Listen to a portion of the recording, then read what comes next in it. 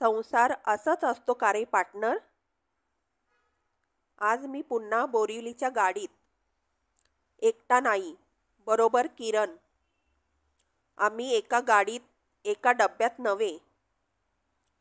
ही किमया आमाप गर्दीची, ती बायकांच्या डब्यात बायकांचे धक्के खात. मी पुरुषांच्या. बोरिवली किंवा कोणत्याही उपनगरात जागा मिळाली तर हा यज्ञ रोज रोज करावा लागणार. अश्वमेधाचा घोडाही सगळ्यांना जिंकून परत आणता येईल. पण रोज हा देह वन पीस न्यायचा आणायचा म्हणजे छे, तो विचारही नको. पुरुषांचं ठीक आहे, इलाजच नसतो. बायकांच्या नशिबी ही परवड कुणी लावली. त्यांचा जन्म धावती गाडी पकडण्यासाठी आहे का गर्दीत धक्के खाण्यासाठी, हे कोण थांबवेल. बायका घराकडे परत कधी येतील. केवळ पाळण्याची दोरी हातात धरून. जगाचा उद्धार करण्याची अमाप शक्ती ज्या स्त्रीजवळ होती, ती स्त्री आज पाळण्याची चाऊल लागताच.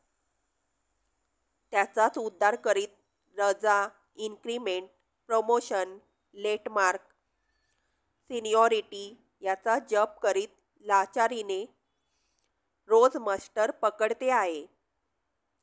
आगरकर, तुम्हाला हे असं काही हवं होतं का हो? एकदा या आणि ही विटंबना पहा. आगरकर मोठ्यांदा हसून म्हणाले, मी वरून सगळं पाहतोच आहे. उपाय सांगा. इतर बायकांचा उद्धार जसा व्हायचा असेल तसा होईल. तू किरणला तर वाचव. कोंड्याचा मांडा कर. तुझ्या एकट्याच्या पगारात जगून दाखव. अशक्य आहे. मुळीच नाही. तुला ब्लॉक कशाला हवाय? राहू कुठं? अरविंद, मनोरमा, आई, रंजन, तुम्ही एकत्र राहा. प्रायव्हेसी ती मिळेल. कशी? ॲडजस्टमेंट. मी चिरडीला येत म्हणालो, इम्पॉसिबल. Nothing is impossible. त्यांच्यावर उदंड प्रेम कर. ते हो म्हणतील. मी करीन. किरणचं काय? तिला जमायचं नाही. तिचं तुझ्यावर प्रेम आहे. तेच प्रेम जरा विशाल करायला लाव. जमायचं नाही. Then she is not fit for you. अगदी खरं बोललात. हेच म्हणतोय. तिच्या आईपर्यंत गेलो तर आई मुलीच्या वळणावर. मग तिच्या बाबांकडे गेलो. पाहतो तो त्यांनी अध्यात्म, परमात्म वगैरेची जी गोळी चढवली. बोलायला तयारच नाहीत. माझं सगळं ऐकून घेतलं आणि आकाशाकडे बोट केलं. नंतर कळलं त्यांचं 21 दिवस मौन आहे. काय करू? पुन्हा सांगतो, एकत्र राहा. उदंड प्रेम केलं तर परमेश्वर मिळतो. प्रायव्हेसी का नाही मिळणार? Agarkar, it's very difficult. मग आता दोरा कुठे? बोरिवलीला. ब्लॉक पाहायला. आम्ही कालच हिशेब केला. जमेल असं वाटतं. किरण म्हणते, तुम्ही प्रथम मला जिथं पाहिलंत तिथूनच शोध सुरू करू. नंतरची भाडी जमतील. पहिल्या 10-15 हजारांचा वांदा आहे. आगरकर म्हणाले, wish you all the best. आओ आओ. मोठ्या आवाजात स्वागत करीत दीनदयाळ सामोरा आला. मी आणि किरण पाहतच राहिलो. ह्या प्राण्याने आम्हाला कसं काय ओळखलं? कॉन्ट्रॅक्टदाराने उभारलेल्या टेम्पररी ऑफिसात आम्ही गेलो. बैसो बैसो. दीनदयाळने खुर्ची सरकवली. 5-10 लाखाची इमारत बांधणाऱ्या कंत्राटदाराने त्याच्या ऑफिसात अशा तैमूर लंगनच्या घरातल्या खुर्च्या का ठेवाव्यात याचं आश्चर्य करीत तोल सांभाळीत मी खुर्चीचा आधार घेतला. तुमचा फैज तो लय फॅमिलियर हाय. नाव भुलूनशान गेले. आम्ही नावं सांगितली. दीनदयाळ हसत म्हणाला, ध्यानमंदी आला. आम्ही पुन्हा एकमेकांकडे पाहिलं. दीनदयाळ म्हणाला, शादीला इन्व्हिटेशन देल तो आम्ही लय चांगला प्रेझेंट देल. किरण इतकी झकास लाजली की वाटलं तेवढ्यात दीनदयाळने समोर अल्बम ठेवला. पान उलटलं तर पायाभरणी समारंभाचा अल्बम. पहिल्याच फोटोत धोतर लोळवणारे पुढारी. नंतर कार्यक्रमाला हजर असलेल्यांचे फोटो मोठ्या आकारात वाढवलेले. 7-8 पानं उलटल्यावर किरण आणि दमयंती. झडप घालीत किरण म्हणाली, आमचा फोटो आहे म्हणजे तुमचाही कुठंतरी पुढे असणारच होताच. दीनदयाळ व्यापारी सुरात हसत म्हणाला, समदे मेंबर लोकचा फोटो ठेवला हाय. तेव्हा तो आर्मी मेंबरला पाहिला की पेचानतो. नाव ध्यानमंदी नाही राहते. दीनदयाळने अल्बम कपाटात टाकला. चला आमचे संगट. फरशा आणि कटाडा नसलेल्या पायऱ्यांवरून आम्ही तोल सांभाळीत 3ऱ्या मजल्यावर आलो. तुमचे लोकचा फ्लॅट 1 बेडरूम और 2 रूम. किरणकडे पाहत मी शेठजींना म्हणालो, आम्ही दोघंही मेंबर नसताना आलो आहोत. अरे मग ते दिवस.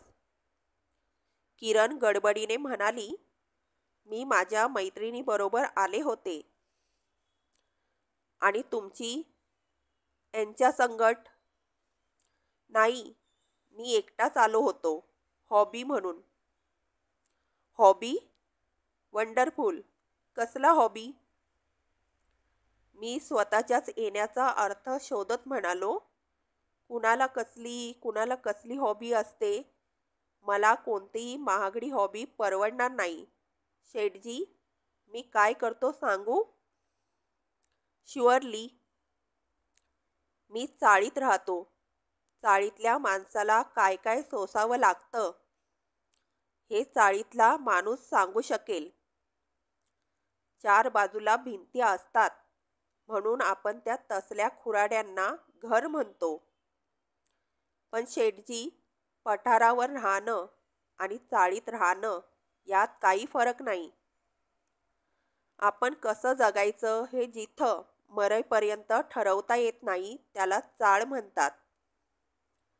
लय बराबर वार्ता करते. म्हणून मी रिकामा वेळ मिळाला की बाहेर पडतो. जिथं बांधकाम चालू असतं तिथं मी जातो. मजल्यावर मजले उभे राहतात तिथं मी रमतो. माणसाला माणूस हवं असणारं कुणाचं तरी घर उभं राहतं आहे हे पाहूनच मला विलक्षण आनंद होतो. इथं घर उभं करण्यासाठी पुरुष आणि बायका एकत्र कष्ट करतात हे पाहण्यात मला नशा चढते. ह्या नव्या इमारतीत माणसं वारा प्यायलेल्या वासरासारखी धावत येतील. त्या कुणा भाग्यवंताचा हा दिवाणखाना असेल. ही बेडरूम, हे किचन, ही आराम खुर्ची टाकून पडण्यासाठी बाल्कनी असं म्हणत भिंती नसलेल्या खोल्या खोल्यातून मी हिंडतो आणि पुन्हा फक्त भिंतीच असलेल्या चाळीत परत जातो. दीनदयाळने शांतपणे शब्दनशब्द ऐकून घेतला. मग कसला तरी विचार करीत तो निघून गेला. मला हायसं वाटलं. मी किरणचा हात धरला.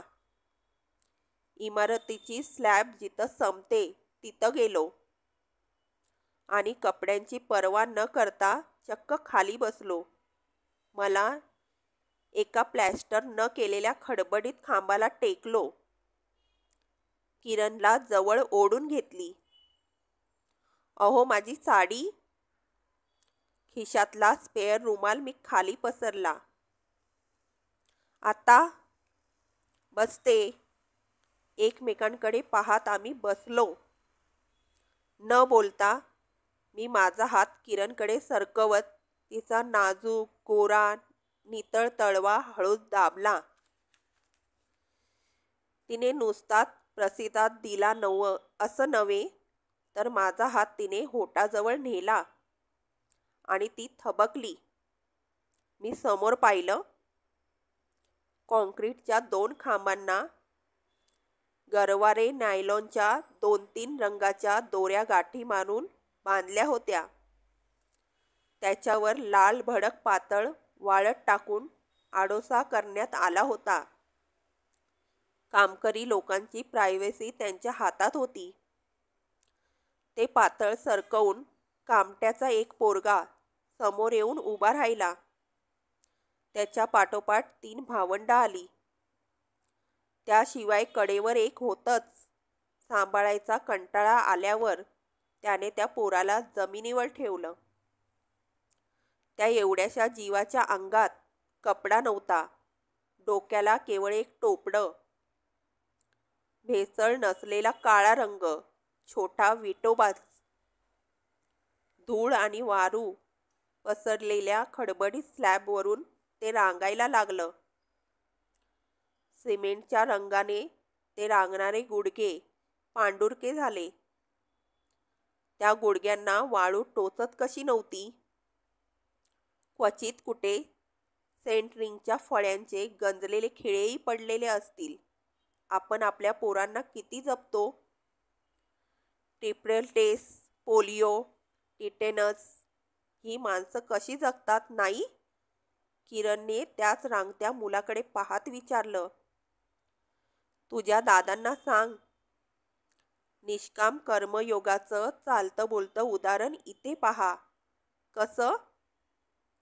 इतरांसाठी वास्तू उभी करायची आणि ती जेव्हा खऱ्या अर्थाने राहण्यासारखी होते तेव्हा मागे वळून न पाहताही ती सोडून जायचं.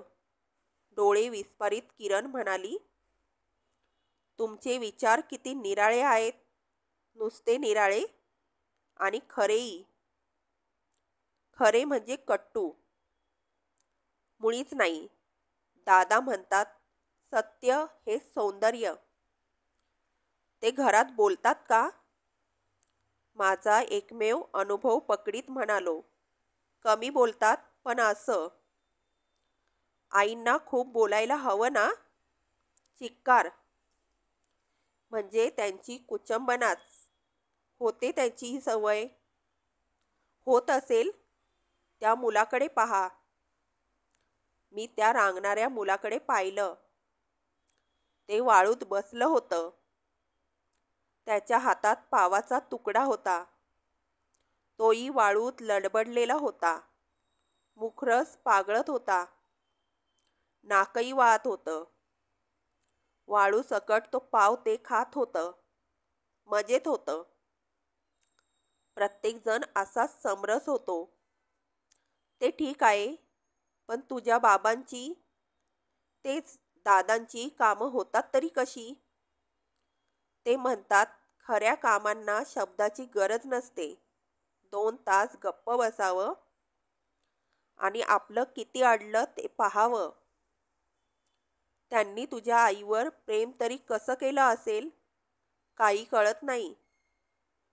वा, ते म्हणतात डोळे आणि स्पर्श शब्दांपेक्षा छान बोलतात. Is it? माझ्या हाताचं चुंबन घेऊन किरणने उत्तर दिलं. पार्टनर बोल. देवळासमोरच्या रांगेकडे पाहत मी म्हणालो. आज ह्या प्रचंड रांगेत आपणही जाऊन उभं राहावं असं मला वाटतंय. का? परमेश्वराकडे काय मागायचंय? यादी आहे यादी. सगळंच कमी ना. त्याचं असं आहे, पृथ्वीवर प्रथम एकच माणूस होता. दुसरा जन्माला आला तेव्हा पहिल्याचे अधिकार निम्म्याने कमी झाले. ह्या हिशोबाने आजची लोकसंख्या मोज आणि तुझ्यासाठी काय उरणार आहे ते बघ. मला आज पैसा हवाय. पार्टनर त्याच्या नेहमीच्या पद्धतीने हसायला लागला. आज समोरच्या देवळात ही गर्दी. 4 ते 5 हजार माणसं सहज येतील संबंध दिवसात. अंगावर टेरिकॉट टेरिलिनचे कपडे, हातात पेरी मॅरन्सन, स्टार अँड स्टाईल किंवा फेमिना. एकाच्याही हातात एक स्तोत्र किंवा तत्सम पुस्तक नाही. पहाटे 5 पासून माणसं रांग लावतात. परस्पर कामावर जातात. मुंबईसारख्या शहरात एवढ्या सुशिक्षितांना एवढा वेळ दर्शनासाठी मिळू शकतो. आज मी तिथं उभं राहणार होतो. पार्टनरने मला का हसू नये? तुला खरंच पैसा हवाय? Very badly. समोरचा देव तुला तो एका नमस्कारात देणार आहे. शक्य आहे. देवाला इतकं भोळं समजणं म्हणजे जस्ट लाईक अंडर इस्टिमेटिंग दी अल्माइटली. मला उगीच छेडू नकोस. इतकी माणसं आपला वेळ घालवतात ते त्या देवस्थानात काही शक्ती असल्याशिवाय. पार्टनर म्हणाला, जगात 18.5 कोटी लोक तंबाखू खातात. म्हणून प्रत्येक पानवाल्याला नमस्कार करायचा काय? अरे पण तुला किती पैसे हवेत? कमीत कमी 12,000. म्हणजे 40% ऑफ. तू एक दृष्ट माणूस आहेस. सैतान हैवान. पार्टनर हसत सुटला. आता कसं ओळखलं सांग? प्रेमाची लागण झालेला माणूस लग्नाच्या गोष्टी करतो आणि लग्नाच्या गोष्टी संपलेला माणूस घर शोधायला लागतो. माझा उतरलेला चेहरा पाहून पार्टनर म्हणाला, म्हणून तू देवळात निघालास? ए बिग फूल. माझा सहवास राहिल्यास असंख्य पुस्तकं वाचलीस हो सब कहाँ गया? कमबख्त. लक्षात ठेव, परमेश्वर स्वतःच्या खिशातलं कधीही काढून देत नाही. ये बाहेर ये, गंमत ऐकवतो. मी गॅलरीत गेलो. त्या अवाढव्य गर्दीकडे बोट दाखवीत पार्टनर म्हणाला, ह्या रांगेतल्या लोकांना काय काय हवं आहे ते मला माहीत आहे. पण असा एक माणूस आत्ता ह्या क्षणी रांगेत आहे ज्याला फक्त 1,000 रुपये हवे आहेत.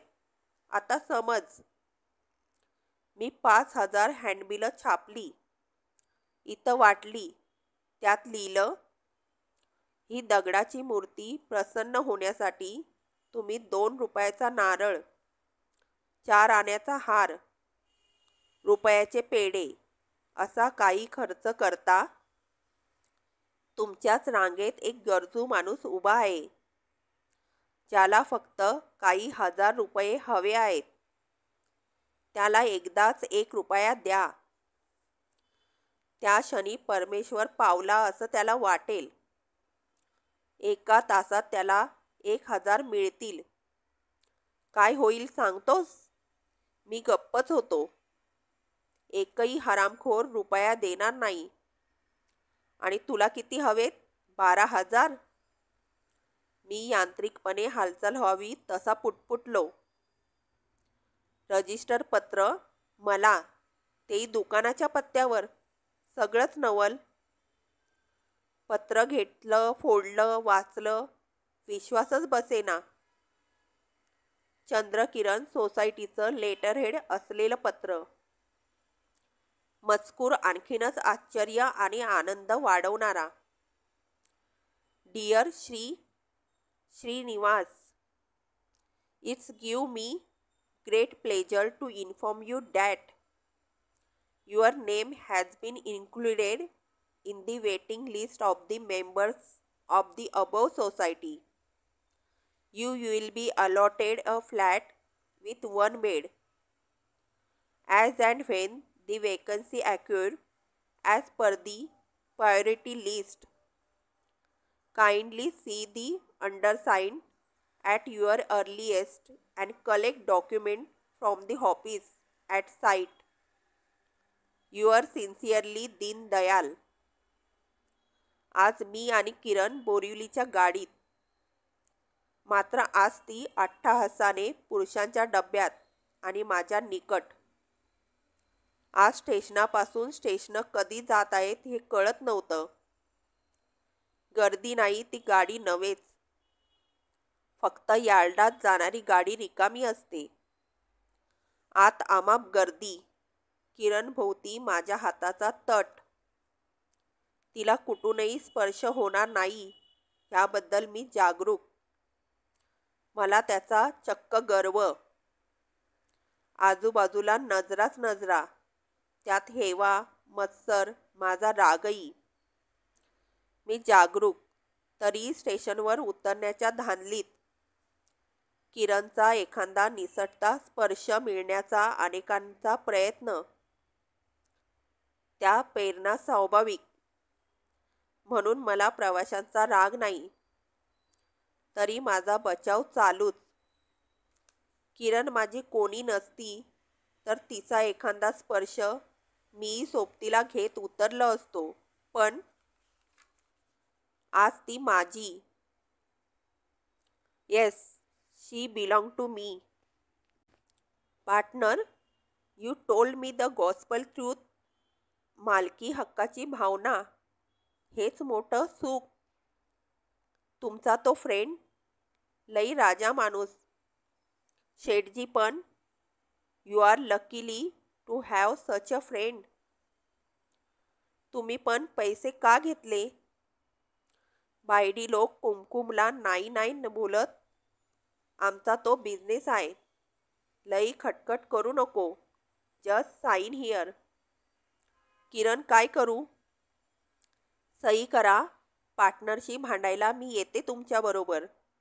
That's fine. बायडी लोक हमेशा चांगल्या ॲडवाईस करते. Come on, don't think much.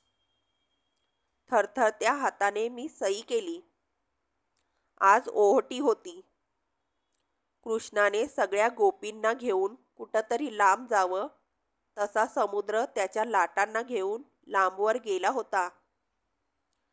नेहमीचा कानावर आदळणारा लाटांचा आवाज म्हणूनच येत नव्हता. एक पोरकी शांतता किनाऱ्यावर पसरली होती. किरण आणि मी हातात हात घेऊन स्तब्ध बसलो होतो.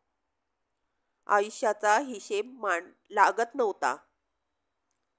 पार्टनरने जागा मालकालाच विकली होती.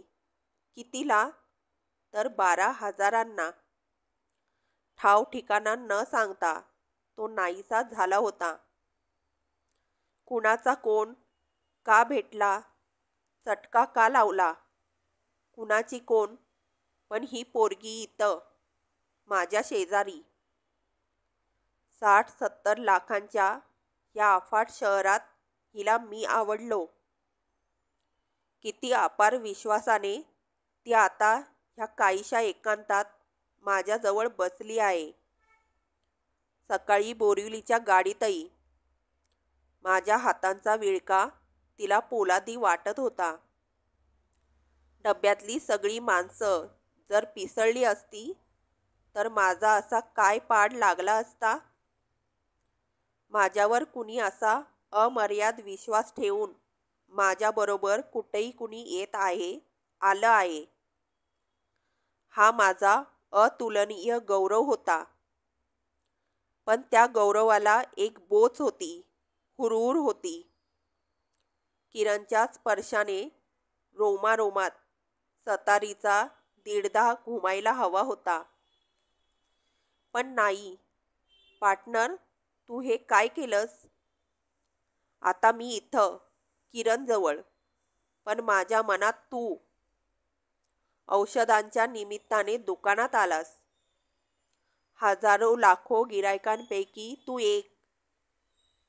येतोच काय माझ्या आयुष्यातल्या एका अटळ फसव्या वळणावर मला सावरतोच काय? माझं घर उभं करण्यासाठी पार्टनर तू स्वतःची जागा सोडतोस आणि एकांत मिळावा म्हणून पहिल्या रात्री अरविंद मला आणि आईला बाहेर घालवतो. मेळ कसा बसवू? अरविंद आणि तू दोन टोकांची दोन माणसं. यात मी कुठे आहे? ही आता शेजारी बसलेली किरण ही कशी असेल? मी हिला पूर्ण समजून घेऊ शकेल का? समजून घेणं म्हणजे तरी नक्की काय? माझ्या मनात आता तू. किरणला त्याचा पत्ता नाही. तिच्या मनात काय याचा मला पत्ता नाही. कसला विचार करतेस असं मी विचारलं तर ती म्हणेल तुमचाच. मला तिने हाच प्रश्न विचारला तर मी म्हणेल तुझाच.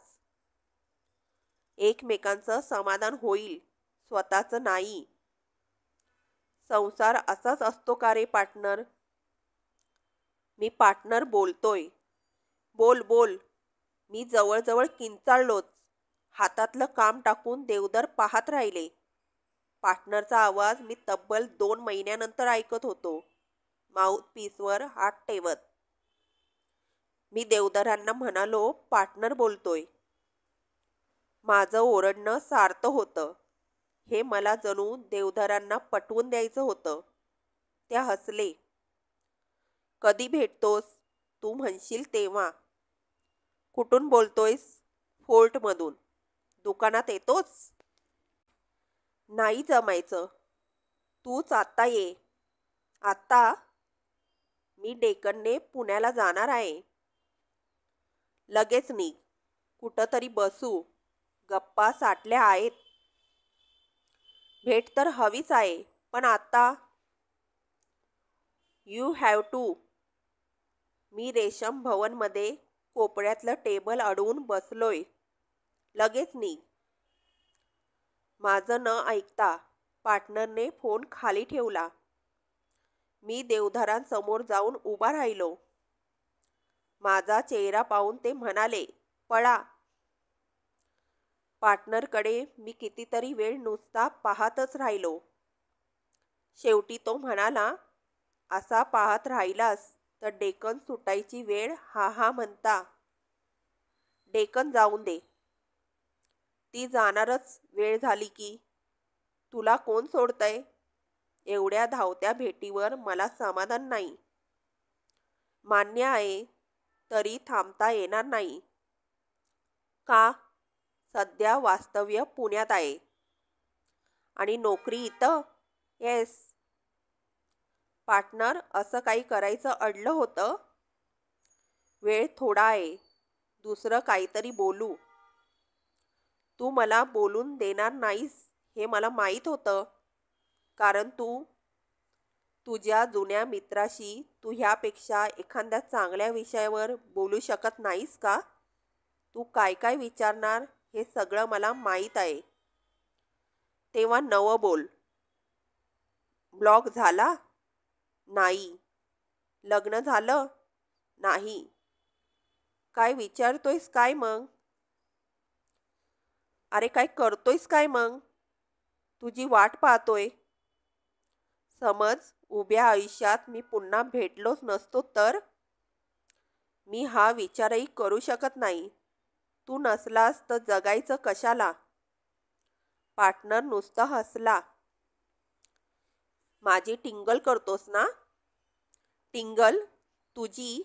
इम्पॉसिबल. मी कोणत्याच गोष्टी सिरियसली घेत नाही. पण तुझी गोष्ट फार निराळी आहे. एरवी मी स्वतःचा संवेदनाचा आदर करणारा माणूस आहे. पण तुझ्या बाबतीत माझे दोर कापले गेले आहेत. कसे? I don't no. मी ते जाणून आहे. फक्त जागा. Don't ask. Don't explanation. Because I can't. तुला माहीत आहे, इम्पल्सवर जगणारा मी एक वेडापीर आहे. खोली विकावी वाटली विकली. बापाचं घर नाही का सोडलं? You know that. I don't know anything. भले भले काय? कधी स्वतःबद्दल पत्ता लागून दिलास? नावही सांगितलं नाहीस अजून. आपलं अडलं का सांग. नाही अडलं, पण पार्टनर, कुणी जर विचारलं तुमचा हा मित्र करतो काय, तर काय सांगू? मस्तीत जगतोय आणि माझ्यावर प्रेम करतोय. This is just enough for any person if it is not वधू पिता. तू खरंच घर सोडून पळालास? होय. नंतर घरी गेलाच नाहीस? ह्या क्षणापर्यंत नाही. का सोडलंस? मॅट्रिकची परीक्षा संपली होती. 3 महिने रिकामं पण फार छळणार होतं. 3 महिने कोणता उद्योग करावा याचा विचार करीत पानावर बसलो होतो. मी विचारात एवढा अडकलेला की आज भाकरी फार चांगली लागते हेही मला उशिरा समजलं. तोच आईने गरम चतकोर टाकला. 1 चमचा तूप टाकून ती पुढे गेली. एकदम सनक आली. उठलो. तुपाचं भांडं पळवलं. पानात तूप वाहून जाईतो ओतलं. शेजारच्या पानावर बाप. त्याच्याकडं पाहिलं तर त्याच्या डोळ्याच्या ठिकाणी मला फक्त 2 ठिणग्या दिसल्या. त्या ठिणग्या मला जाळत गेल्या. दुसऱ्या दिवशी सकाळी माझं अंथरूण रिकामं होतं. माय गुडनेस, वडील आले नाहीत पाठोपाठ. मला त्यांनी मित्राच्या घरी गाठलं. म्हणाले घरी चल. मी म्हणालो सॉरी. त्यांनी विचारलं काय झालं असं. मी म्हणालो तुम्हाला ते माहीत आहे. पुन्हा त्यांचा प्रश्न. मी तुला काही बोललो का? मी सांगितलं नाही. ते कंटाळून निघून गेले. That's the end of it. Partner, तुला तो अपमान मरणाहून जास्त वाटला.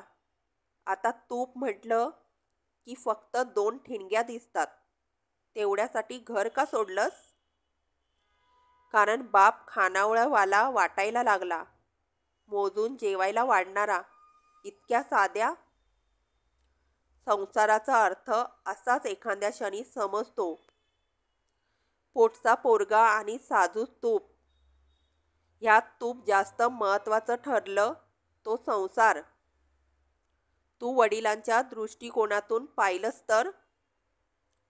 तेव्हा तर मला जास्तच पीळ पडला.